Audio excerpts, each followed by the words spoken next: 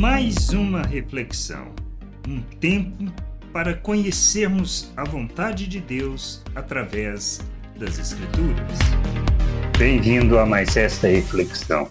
Não podemos ser enganados, não podemos ser confundidos, por isso precisamos crescer no amadurecimento, na compreensão da vontade de Deus por meio das Escrituras, para que a gente não caia no engano de pessoas que não conhecem a vontade de Deus ou que querem ou desejam ser manipuladoras, dominar sobre nós e querem impor regras que não existem.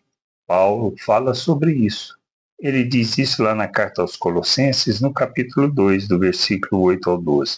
Tenham cuidado para que ninguém venha a enredá-los com a sua filosofia e vãs sutilezas, conforme a tradição dos homens, conforme os rudimentos do mundo, e não segundo Cristo. Porque nele habita corporalmente toda a plenitude da divindade. Também nele vocês receberam a plenitude.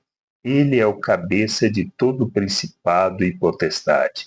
Nele também vocês foram circuncidados, não com uma circuncisão feita por mãos humanas, mas pela remoção do corpo da carne, que é a circuncisão de Cristo, tendo sido sepultados juntamente com ele no batismo, no qual vocês também foram ressuscitados por meio da fé no poder de Deus, que o ressuscitou dentre os mortos.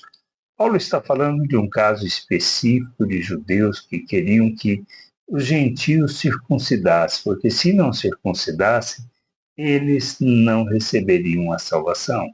Isto não tem nada a ver com o Evangelho. Esta é uma realidade que a gente não precisa preocupar hoje, porque esse tipo de ensino não existe. Mas ele fala sobre isso. Agora ele fala para não sermos enganados por esse tipo de ensino, ou seja, ensino que se caracteriza pela necessidade de fazer algo para recebermos a salvação de Deus. É disso que ele está falando. Não é a questão só da circuncisão, que foi um problema na época dos judeus que se convertiam, mas queriam que guardassem a lei de Moisés, que queriam que circuncidasse, pois esta é a marca da salvação. Nós somos salvos não por causa disso, mas por causa do que Cristo fez. Não se trata do que a gente possa fazer, não se trata do nosso esforço, não se trata de fazermos para alcançar favor de Deus. Isto não existe. Mas hoje, o que existe são pessoas que falam que nós devemos nos empenhar, devemos fazer algo, devemos obedecer regras, devemos vestir de tal maneira, comer ou não comer isso, fazer ou não fazer isso, guardar ou não guardar dias, como regras de salvação. Isto não existe. Se não fizermos isso, aquilo, se não seguirmos os processos, os rituais, nós não somos salvos. Isto é engano, isto é pessoas que não conhecem as Escrituras e querem impor isso às pessoas. Não existe isso. A nossa salvação, a reconciliação com Deus, não se trata disso. Se trata da graça pura e simples, manifesta e revelada a nós. É isso que a gente precisa entender. Quanto a guardar dias, comer ou não comer tais coisas, isso é escolha pessoal.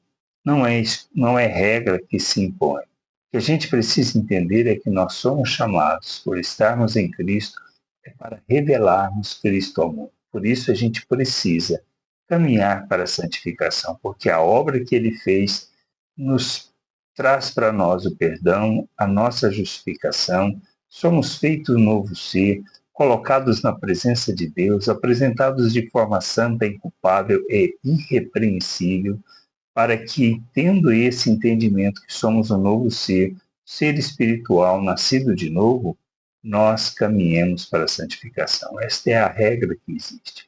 Santificar, de maneira que, tendo o entendimento que fomos tirados das trevas, transportados para o reino de Deus, a gente tenha o compromisso de proclamar as virtudes de Deus. É só isso, nada mais.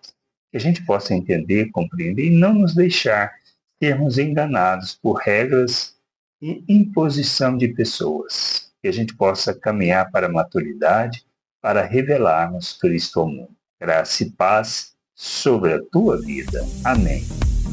Gostou da reflexão? Compartilhe, não deixe de ler as Escrituras. Medite para poder crescer no conhecimento e vontade de nosso Deus e nosso Pai, para que, conhecendo o Senhor, possa o revelar ao mundo.